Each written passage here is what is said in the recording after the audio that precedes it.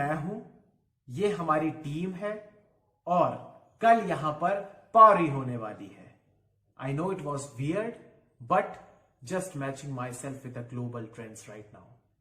नमस्कार, आदाब, सत श्री अकाल दोस्तों, स्वागत है आप सबका मेरे यूट्यूब चैनल स्वप्निल जंक्शन पर और मैं आशा करता हूं कि आप सभी स्वस्थ और सुरक्षित होंगे। दोस्तों, पारी या यूं कहूं कि पार्टी दरअसल कल शुरू होने वाली है देश के ही नहीं बल्कि दुनिया के सबसे बड़े क्रिकेट स्टेडियम में।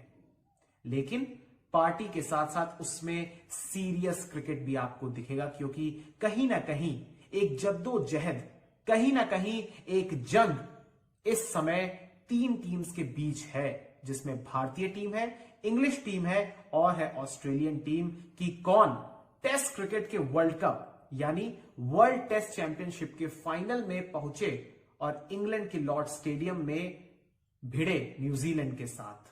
इसलिए भारतीय टीम के लिए बेहद जरूरी है, बहुत ज्यादा आवश्यक है कि भारतीय टीम अपना कल जो टेस्ट मैच शुरू हो रहा है कल से और इसके बाद जो अगला टेस्ट मैच होगा इस सीरीज का इंग्लैंड के खिलाफ, इन दोनों टेस्ट मैचेस को जीते, एक को या तो जीते और एक को ड्रॉ कराए, तभी भारतीय टीम का जो टिकट है वो लॉर्ड्स का लगेगा, लंदन का लगेगा।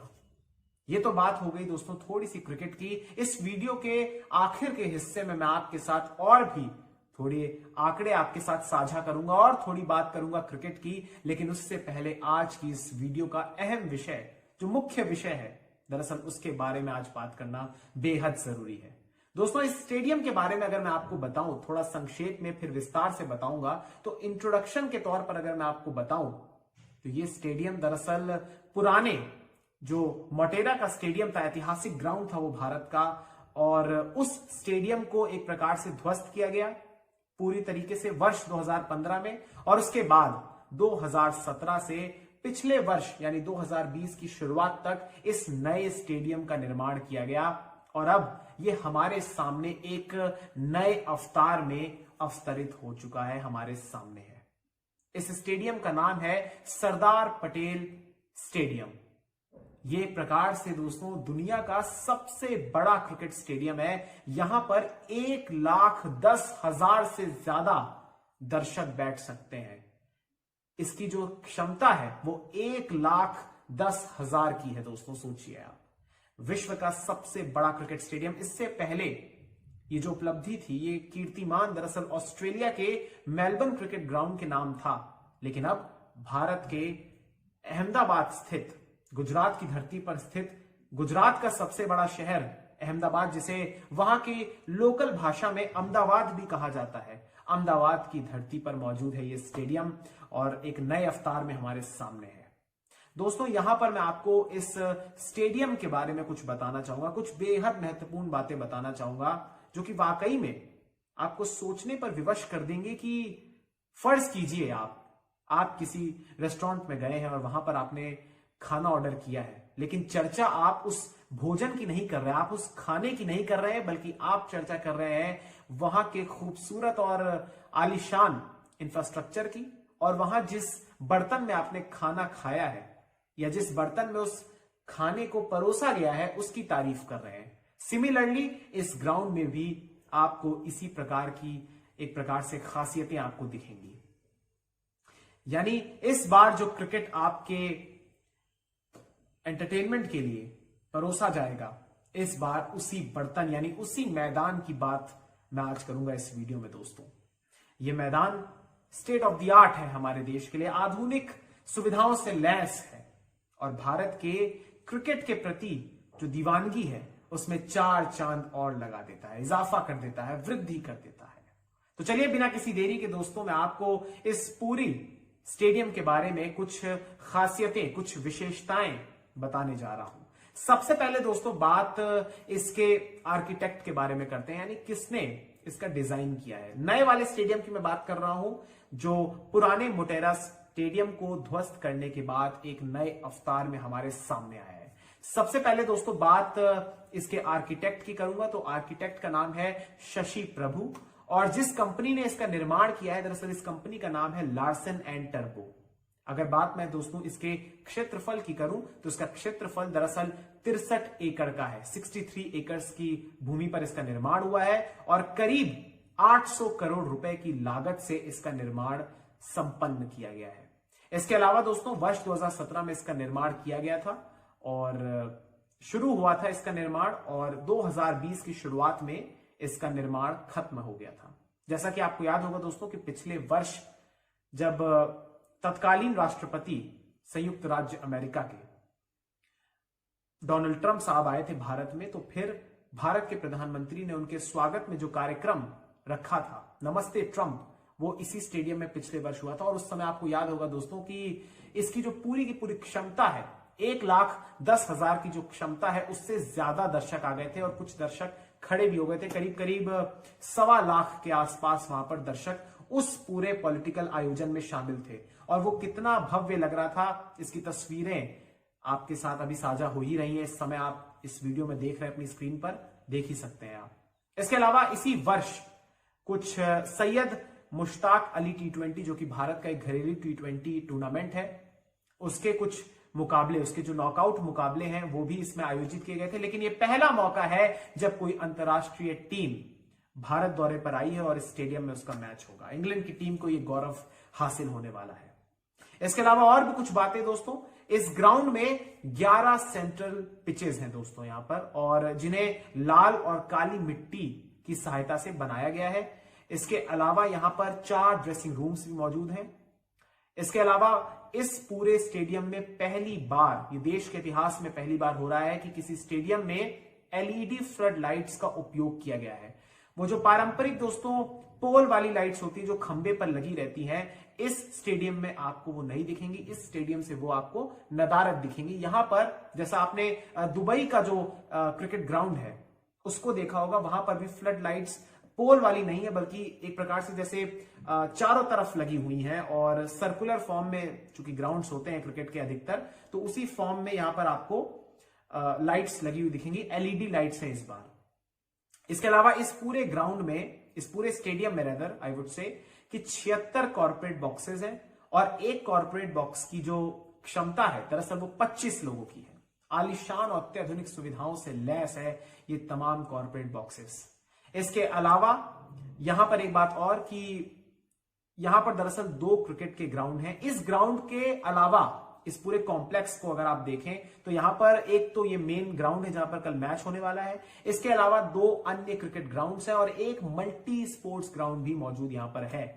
इसके अलावा उस पूरे ग्राउंड में जितने भी मैंने आपको बताए जो मल्टी स्पोर्ट ग्राउंड है, वहां पर basketball, tennis, netball, badminton, football, kho kho, volleyball और कबड्डी के मैचेस भी आयोजित किए जा सकते हैं।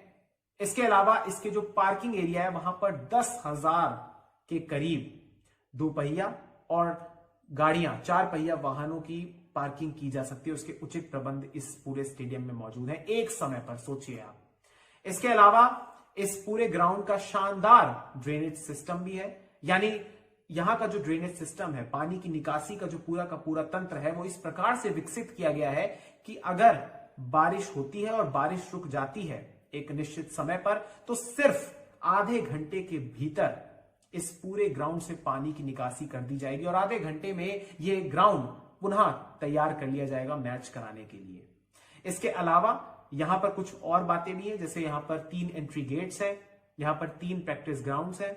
इसके अलावा यहां पर इंडोर क्रिकेट एकेडमी भी है, आउटडोर भी है और ओलंपिक साइज स्विमिंग पूल भी है। इसके अलावा एक क्लब हाउस भी है और इसके अलावा यहां पर फूड कोर्ट्स और जिम्स भी मौजूद हैं। बहुत सारी सुविधाओं से लैस है ये पूरा का पूरा स्टेडियम और एक बेहद खूबसूरत ऑटोग्राफ गैलरी भी है जहां पर जो IPL और भारतीय क्रिकेट के इतिहास के जो सुनहरे और ऐतिहासिक लम्हे हैं उन्हें भी तस्वीरों की फॉर्म में, उन्हें भी इक्विपमेंट्स के फॉर्म में और अलग अलग तरीकों से उन्हें वहां पर प्रिजर्व कर रखा गया है जनता के लिए, दर्शकों के लिए। अब कुछ अहम बातें और इस वीडियो के अगले हिस्से में। इसके अलावा दोस्तों, अगर कोई खिलाड़ी चोटिल हो जाता है मैच के दौरान तो इसी स्टेडियम के भीतर ही उपचार की तमाम सुविधाएं मौजूद हैं। इस स्टेडियम के भीतर ही फिजियोथेरेपी और हार्ट थेरेपी की सुविधाएं मौजूद हैं। इसके अलावा पहले टेस्ट मैच जो यहां पर होने वाला है, जो कि सीरीज का, मौजूदा सीरीज का वैसे तो तीसरा टेस्ट मैच है, लेकिन चूंकि पहले जो 2 टेस्ट मैचेस हैं वो चेन्नई में संपन्न हुए थे कोविड के कारण, और अगला जो इसका चरण होने वाला है जिसमें 2 टेस्ट मैचेस और हैं वो अहमदाबाद के इसी स्टेडियम में संपन्न होंगे। इसके अलावा 5 T20Is जो होने वाले हैं वो भी इसी स्टेडियम में होने वाले हैं। लेकिन बात पहले टेस्ट मैचेस की होगी, तो दोनों टेस्ट मैचेस में 55,000 दर्शक इस मैच का लुत्फ उठा सकेंगे। अब बात दोस्तों कुछ और अहम एक प्रकार से क्रिकेट को लेकर अब मैं बात करना चाहूंगा। इसमें थोड़ा सा आंकड़े भी जुड़े हुए हैं और थोड़ी सी बात इसमें होगी इतिहास की भी।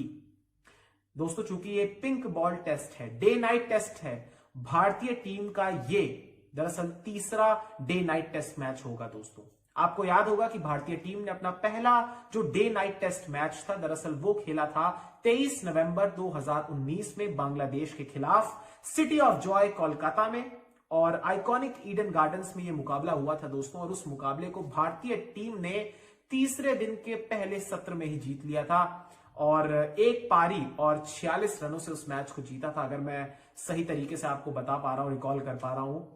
इसके अलावा उस मैच में आपको यह भी याद होगा दोस्तों कि भारतीय टीम ने टॉस गवा दिया था, हार गई थी भारतीय टीम, और उसके बाद बांग्लादेश की टीम ने पहले बैटिंग करी थी और बांग्लादेश की टीम को भारतीय टीम ने 106 रन पर ही आउट कर दिया था।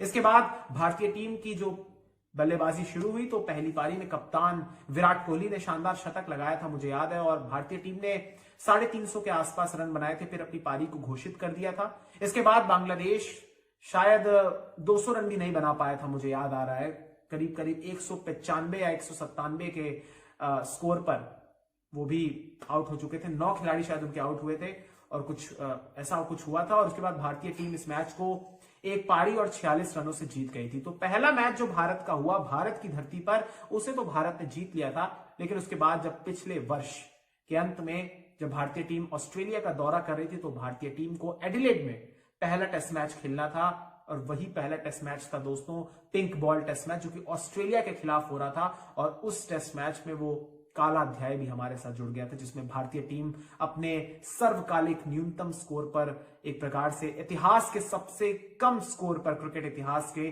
उस पर आउट हो गई थी 36 के स्कोर पर। वो कड़वी यादें, वो काला दिन हम सबके जहन में ताजा है, वो भी एक दिन था।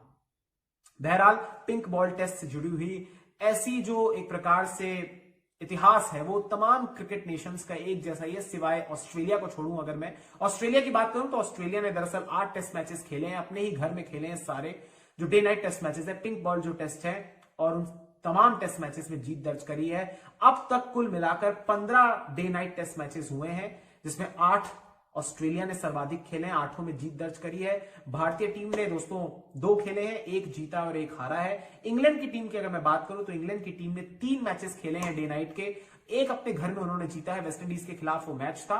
इसके अलावा ऑस्ट्रेलिया और न्यूजीलैंड में, माफ कीजिएगा, जब इंग्लिश टीम ने दौरा किया तो वहां पर वो दोनों मैचेस हार गई।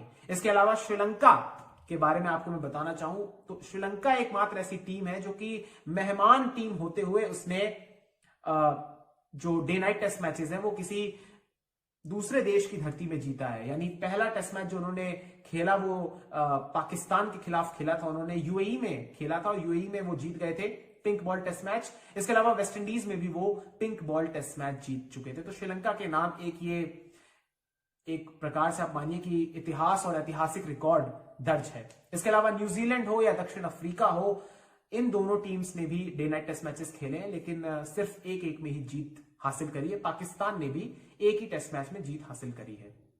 तो ये कुछ रिकॉर्ड्स थे भारतीय टीम से संबंधित और विदेशी जो अन्य टीमें हैं उनसे संबंधित। इसके अलावा एक बात और आपके लिए जानना जरूरी है दोस्तों कि इस पूरे पिंक बॉल टेस्ट को लेकर एक जो छोटा सा आकलन है, क्योंकि 15 ही सिर्फ टेस्ट मैचेस का हमारे पास सैंपल साइज है, तो उसमें भी जो चीजें सामने आई वो ये है कि जो भी टीम अपने घर में खेलती है उसे एक एडवांटेज होता है, उसके अपर हैंड उसके पास होता है और वही टीम अधिकतर मैचेस जीतती है। 15 में से तमाम मैचेस के जो रिजल्ट्स हैं वो सामने आए हैं और सिर्फ 2 मैचेस ही ऐसे हैं जो कि मैंने आपको जिक्र किया अभी कि श्रीलंका के ही हुए थे। श्रीलंका ने ही दोनों मैचेस जीते थे जो कि दूसरे देश की धरती पर जाके जीते थे। बाकी तमाम मैचेस को मेजबान टीम ने ही अब तक जीता है।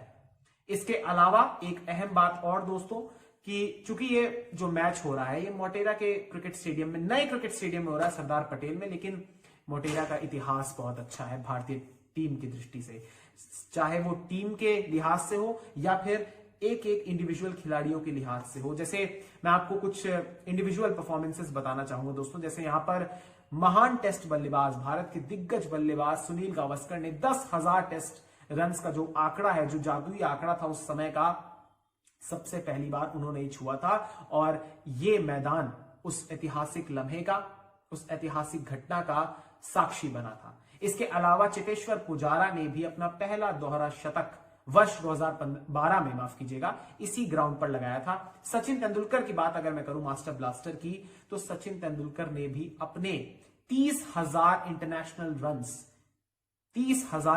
रन्स का जो आंकड़ा था वो इसी ग्राउंड पर छुआ था और अपना पहला दोहरा शतक भी टेस्ट मैच में इसी ग्राउंड पर लगाया था, अहमदाबाद के मोटेरा में, जो पहले का था, 2015 के पहले का। इसके बाद अब इसी ग्राउंड को ध्वस्त करके नया बनाया गया है।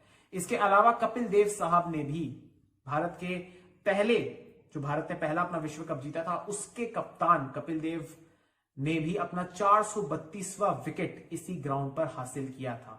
तो ये कुछ अहम बातें इस मैदान के साथ जुड़ी हुई हैं। भारतीय टीम का वो मैच भी आपको दोस्तों याद होगा जो कि ऑस्ट्रेलिया के विरुद्ध था और क्वार्टर फाइनल का वो मुकाबला था वर्ष 2011 का वर्ल्ड कप, जिसकी मेजबानी भारत, श्रीलंका और बांग्लादेश की टीमें बांग्लादेश कर रहे थे। और उस मैच में भारतीय टीम ने ऑस्ट्रेलिया को पटखनी देकर सेमीफाइनल का टिकट कटाया था और क्वार्टर फाइनल यहीं पर आयोजित हुआ था दोस्तों। और फिर फाइनल में भारतीय टीम ने वर्ल्ड कप का ट्रॉफी उठाई थी।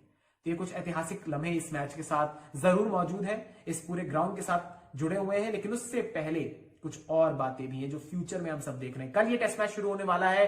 कल रविचंद्रन अश्विन, जिनके लिए अभी तक ये सीरीज बेहद शानदार रही है, 1 शतक वो लगा चुके हैं 2 टेस्ट मैचेस में, 17 विकेट्स अपने नाम कर चुके हैं। 2 बार उन्होंने 5 विकेट अब तक पहले 2 टेस्ट मैचेस में ले चुके हैं। 5 विकेट लेना, फाइफर लेना बहुत बड़ी बात होती है और वो अपने 400 विकेट्स के जो निजी उनका उपलब्धि है उससे महज 6 विकेट्स दूर है। इसके अलावा ईशांत शर्मा का कल ये 100वां टेस्ट मैच होगा, उनके लिए भी एक ऐतिहासिक लम्हा होगा। विराट कोहली से भी उम्मीद है कि वो अपना शतक लगाएंगे। उन्होंने हालांकि अपने पहले दोनों टेस्ट मैचेस में अर्धशतक जरूर लगाए हैं, लेकिन हमें दरकार है उनके शतक की, जो कि 2020 से एक लंबा इंतजार हो रहा है। अभी तक उन्होंने शतक नहीं लगाया है, ऐसा नहीं हुआ आज तक, लेकिन इस बार हुआ है। उम्मीद है कि अहमदाबाद के इस ऐतिहासिक ग्राउंड में कोहली अपना शतक जरूर लगाएंगे। इसके अलावा उम्मीद तो रोहित शर्मा से भी है, जिन्होंने पिछले मैच में शानदार शतक लगाया था। शुभमन गिल से है, चेतेश्वर पुजारा से है, अजिंक्य रहाणे से है, ऋषभ पंत से है और तमाम खिलाड़ियों से है, अक्षर पटेल से है और सिराज हो या बुमराह हो या जो भी कल खेलेंगे, जिनके नाम में नहीं ले पाया, जो भी कल खेलेंगे, उन सबसे उम्मीद होगी कि इस ऐतिहासिक ग्राउंड पर शानदार प्रदर्शन करें।